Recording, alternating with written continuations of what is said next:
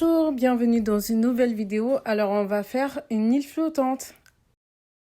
Tout d'abord, vous allez mettre dans une casserole du lait. Alors moi j'ai mis environ 2 ml de lait. Après ça varie en fonction du nombre de personnes. Ensuite moi j'ai rajouté de l'arôme vanille pour assaisonner le tout. Dans un saladier, j'ai cassé 3 œufs et j'ai séparé le blanc des jaunes d'œufs. Et là j'ai rajouté le sucre vanillé. Et là je vais rajouter du sucre blanc. Je n'ai pas les quantités exactes parce que moi je mesure à l'œil, mais là comme vous pouvez voir j'ai mis 2 louches et demie de sucre en poudre. Après là il suffit juste de mélanger vigoureusement. Il faut que les jaunes y blanchissent, après là c'est top. Voilà, comme vous pouvez voir à l'image. Ensuite le lait, on vérifie si le lait il a bien chauffé.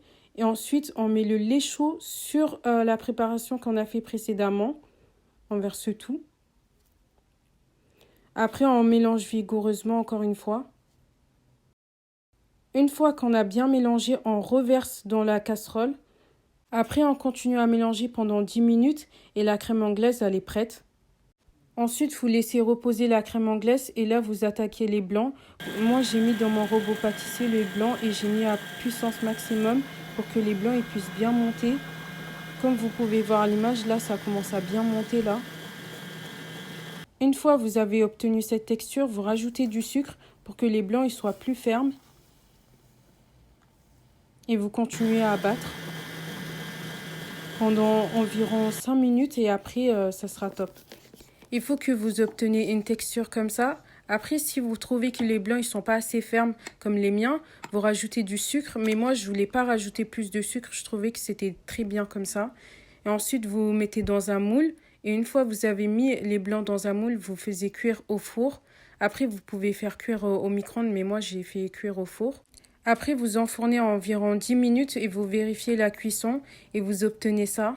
Ensuite, vous faites sortir les blancs du moule et après, là, vous voyez, là, j'ai appuyé et là, le blanc, il est bien moelleux, c'est ce que je voulais. Ensuite, là, dans une casserole, vous mettez du sucre et de l'eau et vous attendez et ça va caraméliser. Et là, je voulais obtenir du caramel pour mettre au-dessus, mais vous allez voir. Là, vous prenez 2 bols et ensuite, vous allez verser la crème anglaise en premier. Après, une fois que vous avez versé la crème anglaise, vous allez mettre les blancs au-dessus. Et en fait, les blancs, ça doit rester en hauteur. Après, c'est logique parce que c'est le principe de l'île flottante. Il faut que les blancs, ça reste en surface. Une fois que vous avez mis les blancs, vous allez mettre du caramel par-dessus. Oh là là, le caramel qu'on a fait tout à l'heure et c'est archi bon. J'étais trop contente d'avoir fait cette recette. En plus, elle est très simple à faire et je vous invite à le faire parce que vraiment, c'est trop bon l'île flottante. Et dans les blancs, ne mettez pas trop de sucre parce que sinon, après, c'est un peu trop sucré. Mais voilà, c'est archi bon. Je vous invite à le refaire.